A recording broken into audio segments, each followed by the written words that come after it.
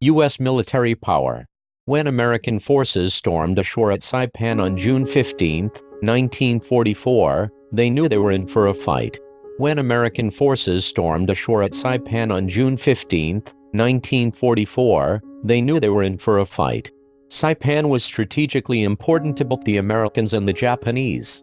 It is the largest island in the Marianas chain and close enough to the Japanese mainland for American B-29s to launch bombing missions. Though it is often overshadowed by other battles, the Battle of Saipan was the most costly operation for the Americans in the Pacific up to that point. 31,000 Japanese stood ready to defend the island from some 71,000 Americans of the 2nd and 4th Marine Divisions in the Army's 27th Infantry Division. Through June and into July, American forces made slow but steady progress across the island. Brutal fighting occurred in places that earned names such as Death Valley and Purple Heart Ridge. By July 6, the situation was desperate for the Japanese. With the defeat of the Imperial Japanese Navy at the Battle of the Philippine Sea, there was no hope of rescue or reinforcement for the remaining defenders on Saipan. General Sato, the Japanese commander on Saipan, ordered all remaining defenders, wounded or not, and even civilians on the island to conduct a massive banzai charge against the American positions. There is no longer any distinction between civilians and troops, Sato said. It would be better for them to join in the attack with bamboo spears than to be captured. Sato would not join his troops in the attack, though. After transmitting an apology to Tokyo for his failure, he committed ritual suicide. At 0445 on July 7, 1944, a human wave of Japanese soldiers descended on the positions of the 1st and 2nd Battalions, 105th Infantry Regiment, 27th Infantry Division. It was the largest banzai charge of the Pacific War. Leading the way were soldiers carrying a massive red flag, followed by sword-wielding officers and the rest of the infantry. Behind them came the wounded and what civilians decided to join the attack. There was an insufficient number of rifles for all, so many wounded came with bamboo spears, rocks, or anything else they hoped could do damage. As some 4,000 Japanese swarmed over the American lines, intense close-quarters combat broke out. Leading the 1st Battalion was Lieutenant Col. William O'Brien. Since the first days his unit had landed on Saipan, he had shown his bravery and skill as a commander. O'Brien had personally led several assaults to reduce Japanese strongpoints while continually exposing himself to enemy fire. O'Brien was last seen alive surrounded by sword-wielding Japanese, blasting the .50 caliber machine gun and yelling at his men, "Don't give them a damage." Elsewhere on the 1st Battalion line, one Thomas Baker, a private in a company, was also giving the Japanese hell. Like O'Brien, from the early days of his unit's involvement on Saipan he had exhibited tremendous bravery in fighting the Japanese. As the Japanese rushed his position, Baker delivered deadly fire with his rifle. When he was wounded he refused to be evacuated and continued to fight on. With his ammunition exhausted, Baker turned his rifle into club and desperately fought off the Japanese attackers until his weapon was battered beyond use. At this point, a fellow soldier withdrew him from the line, but in carrying him from the field was himself wounded. Baker refused to be taken any further due to the risk to his friends. He made a simple last request, to be left propped against a tree, facing the Japanese, with a .45 pistol with 8 shots. When friendly forces retook the position in the following days, they discovered Baker's body, just as they had left it, with 8 dead Japanese laying in front of him, each killed with a single shot from his .45. Further down the line from the 1st Battalion, the 2nd Battalion was having problems of its own. Japanese forces had breached the perimeter and were attacking the battalion aid station just behind the front lines.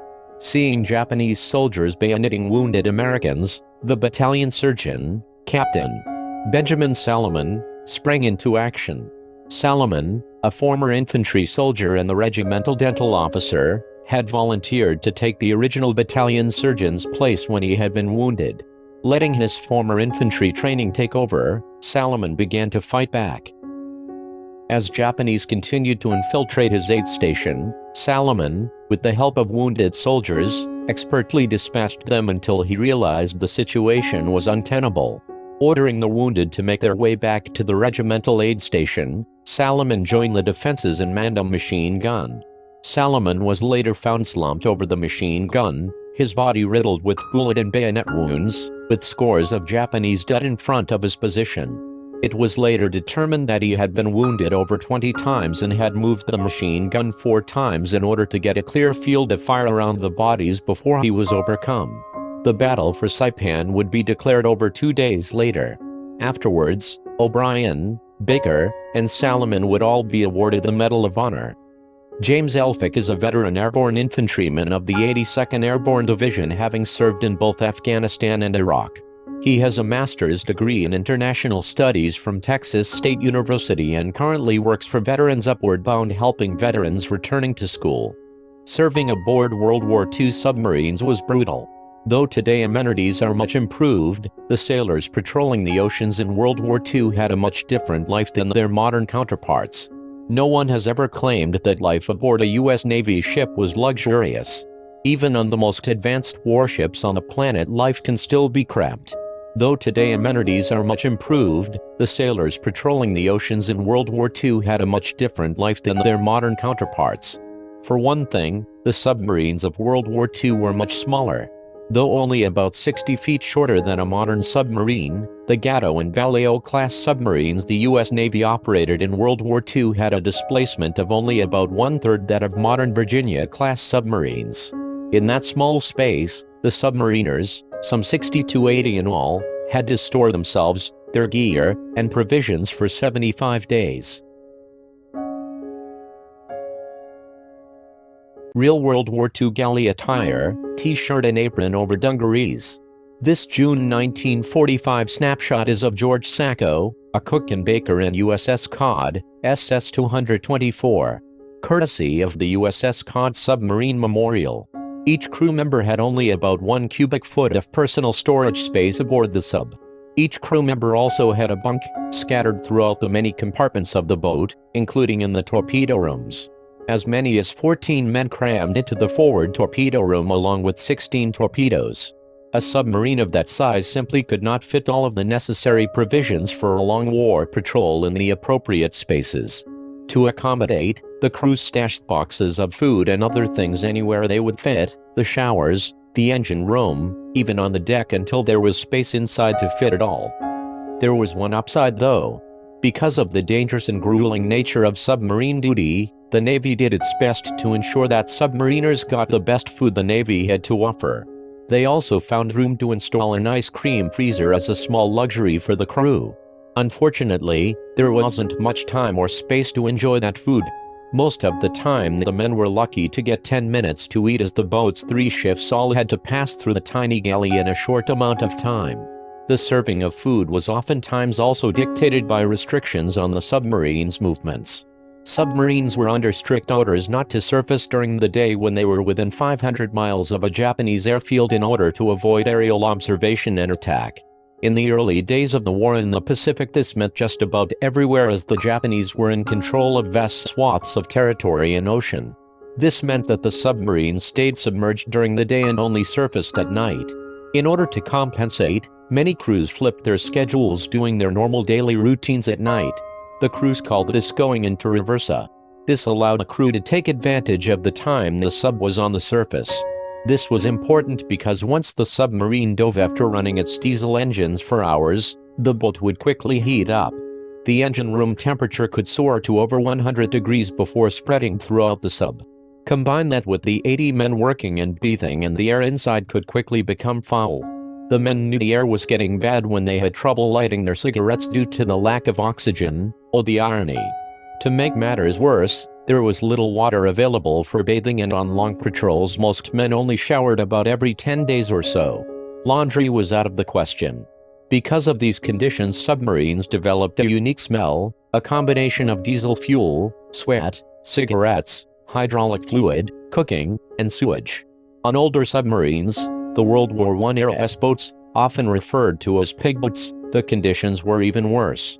Without proper ventilation, the odors were even stronger. This also led to mold and mildew throughout the boat, as well as rather large cockroaches that the crews could never quite seem to eradicate. If the conditions themselves weren't bad enough, the crews then had to sail their boats into hostile waters, often alone, to attack the enemy. Submarines often targeted shipping boats, but sometimes would find themselves tangling with enemy surface vessels. Once a sub was spotted, the enemy ships would move in for the kill with depth charges.